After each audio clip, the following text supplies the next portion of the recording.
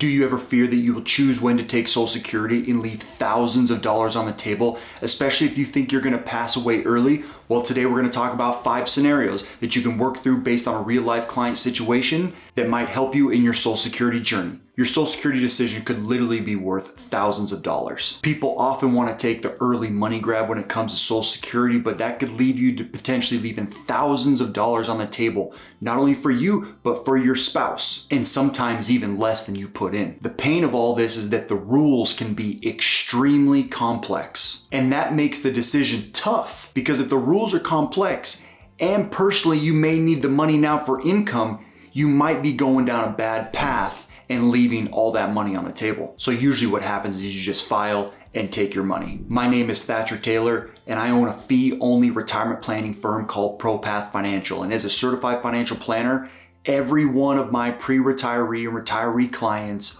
all go through the same Social Security situation. We need to make sure to evaluate your particular situation so you're making good decisions and maximizing Social Security, getting everything out that you put in and maybe even a little bit more. If you need help or would like to discuss your Social Security options, go to the comments below. There's a link where you can contact me directly and schedule an appointment. I'll be happy to do a free consultation for you, see if we can't answer some of your questions. In addition, there's a workbook down below. It's called the Vision Workbook to make sure to work through 6 questions preparing you for retirement before you make your Social Security decisions. Without further ado, we're gonna go over these 5 scenarios based on this one client situation. The client is older than their spouse by a couple years, but the older spouse thinks that they're gonna pass away earlier, and the younger spouse, a couple years younger, is gonna live a lot longer. So we're gonna run these scenarios, we're gonna go through them together. All right, so first things first, we need to go over some key terms and some scenarios. This may be just a refresher for some of you. This may be new information for some of you, but it's really important to go through some of this because this is gonna apply to everyone in the Social Security Administration system. Everyone with a Social Security number and that's paid FICA taxes. Okay, so let's go through some key terms first. This is really important. This is gonna apply to everybody in the Social Security Administration system, everybody that's been paying their FICA taxes. You, me, everybody. Your full retirement age is really important because that's when you're going to get your full benefit. We'll go over that a little bit more in just a second. For the majority of us, it's going to be age 67. If you're born 1960 or later, that's going to be age 67, which is really important. There will be some of us, if you're 59, 58, 57, you haven't taken your Social Security yet, this still is going to be pretty close to applying to you as well. You can see down here, if your full retirement age is 66 in a few months, like we mentioned up here, your full benefit is right here. That's your primary insurance amount. That's the amount that we really need to pay attention to. If you take your Social Security benefit any earlier, you can see that the percentage of your PIA decreases. Now, if you're 67, which these clients are, you can see here for retirement, full primary insurance amount is 100% at age 67, but then decreases the earlier you take it. This is gonna matter when we get to the scenario here in just a second. Should this person take their benefit early? Well, let's go over it. One thing I want you to focus on here as we work through this is life expectancy. These are life expectancy tables. Male, much shorter, 76. This system used a lot of these ages in their calculation. Female, this is going to be the younger spouse, longer than average, is age 91. I adjusted these numbers a little bit, but do know the male thinks that they're going to live a very short life, around age 70, and that's based on genetics and kind of their current situation. But the spouse, the 2 years younger wife, thinks they're going to live to age 90. Okay, now the comparison of the scenarios. First, we got to go over the assumptions. The first assumption is this year. So this was ran this year, 2023. Cost of living adjustments is 2%. I know inflation is very high right now, but it's not always going to be this high. I don't think. That's the whole reason the Federal Reserve is doing what they're doing. Current ages, Michael, and I put an asterisk by their name, is because the names have been changed for protection, is currently 58 and Melissa's 56. That's why I got those asterisks. But the primary insurance amount is accurate. This is the amount at their full retirement age of age 67. Melissa's, I think, is about 1,000. I had to manually calculate that for this particular situation. So you see here, life expectancy. Michael thinks he's only going to live to age 70, and he thinks that would be a victory. But Melissa thinks she's going to live to age 93, and that's historical. Melissa's mother is currently alive right now, and she's in her early 90s. So that's a possibility for them. So here's the scenarios.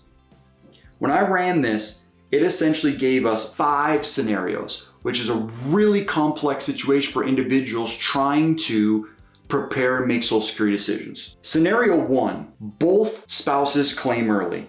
This is a nominal benefit, just a total amount over the period of time of $1.6 million, which is pretty good. So the strategy is Michael claims at age 62, Melissa claims a couple years later when she turns 62, and then at 68, when Michael passes away at age 70, because this is what this is simulating, she'll take his benefit at $3,166. You can see from here to here, that's just an every year cost of living adjustment assumption. At age 62, she'll get the spousal add-on as well. So she'll claim early, but she'll also get a spousal add-on at that time based off half of her spouse's benefit. So this is a pretty good start, 1.6 million. You could do this. Again, we haven't gone into other sources of income or other investments. We're just doing the Social Security decision now, but this is a pretty good option for option 1. Option 2, both claim at full retirement age. So both their full retirement ages are 67 and 67. So Michael claims full retirement age, which is about $4,154, which is a good start. 2 years later, she claims $1,219, but she also that same year gets a spousal add-on to beef up her benefit to 50% of his. So remember that. You don't actually switch over to the spousal benefit. What they do is you claim it and they add on the difference. So 4,154, half of that, and then they add on the excess. Melissa claims her survivor benefit at age 68 when the husband passed away. So 1.9 million nominally for this method, which is a pretty good method as well. But you can see there's a big difference between this one and this one. What if they both claim later? So Michael lived through age 70, he got to 70. 70 is the maximum benefit. So the primary insurance amount that we talked about at age 67 to age 70, there is an 8% adjustment, where 70 is your maximum amount, where there's an adjustment every year that you delay taking your benefit to a maximum amount. So let's just say Michael claimed at 70, and Melissa claims at 68 on her survivor benefits. But here's what happened. This one's kind of interesting. This scenario is interesting, where Michael lived for a little bit, and then Melissa's 2 years younger, so she claims, but Michael passes away, so she gets essentially the same benefit. That's a $2.1 million nominal amount. Why is that? Why do you think that that's more? Because they waited to get a larger benefit, and Melissa's lifespan is going to be very long. So taking benefits early a lot of times only applies to one spouse because they want to get their money. But if a spouse is going to live a lot longer than you may find it important to use other assets for income and delay so the spouse can get a bigger benefit for the rest of their life. Here's number 4. This is where things get interesting. This is a great element that comes into play that can combat what I just mentioned about one spouse. A lot of times they think the spouse that makes more money and gets the bigger benefit should take it early. But what if the spouse with a smaller benefit took it early? Let me give you this example. Say Melissa claimed first at age 62, $773, so Michael's 64. Then Michael at age 70 claimed on his record for $5,466. So for about 6 years, they were only on Melissa's Social Security and other assets. Melissa at age 68 got the spousal add-on. So Michael claims, so what they do is they take Melissa's already claimed benefit, they tack on excess to get it up to 50% of Michael's, but in that same year he passes away. So what happens is at age 68, Melissa gets the maximum benefit because Michael waited. That's an interesting strategy where you are getting some Social Security under Melissa's for a while, but then Michael's comes into play when he passes away for a total nominal amount of $2.2 million. That's a pretty interesting strategy, which the maximum lifetime nominal benefit comes from that similar situation where Melissa claims at age 62, $773. Michael claims on his old record at age 69. So let's claim it just a year earlier. You're feeling like, oh, my life's really kind of a struggle right now. I don't think I'm gonna live much longer. You're kind of intuitive with this, which is obviously impossible, but just for argument's sake. At age 69, you take it early, so $5,436. She claims a spousal add-on at 68, but then at 68, she gets the maximum benefit. So an extra year of getting a big benefit at age 69 because you've got 67 times 1.08, and then that number times 1.08, and then that number times 1.08. So you're getting a big boost. This gives you the maximum nominal amount of your benefit in Social Security. That's a really interesting strategy. You can see here the charts. This one is the cumulative benefit break even. So let's go back to the coloration. We can see green and then kind of this pinkish color is perspective. Here's green, here's the pinkish color, where you can see here down at the pinkish, it's very flat. And even with the purple and the blue, then it starts to take off, where the break even point for these is about 2047. That's Melissa's lifespan, where if Melissa lives past this number, it's a win.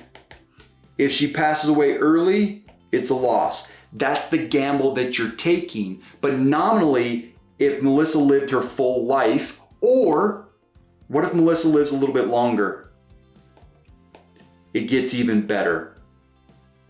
That's the Social Security strategy planning element and the trade-off all in once in one situation. This really valuable component needs to be evaluated as you're doing your retirement planning. And then the last chart here is first full year income for surviving spouse. You can see each first year which one gives the biggest benefit in the first year. This is just an example of how complex it could be, but in addition, how leaving options on the table to maximize your benefit could affect your retirement plan. Being able to get almost $500,000 or $600,000 more based on what option you use could be huge in the later years in retirement, helping with medical costs, paying off expenses, traveling a little bit more, maybe having a little bit more fun or eating out. It really gives a lot of flexibility based on how you decide. If you need help, this is an element in my full retirement planning procedure. I don't bill based on the hour. I build off long-term relationships and really diving in to distributing your assets the way that you want in retirement. Thanks for watching. Hope to chat with you soon.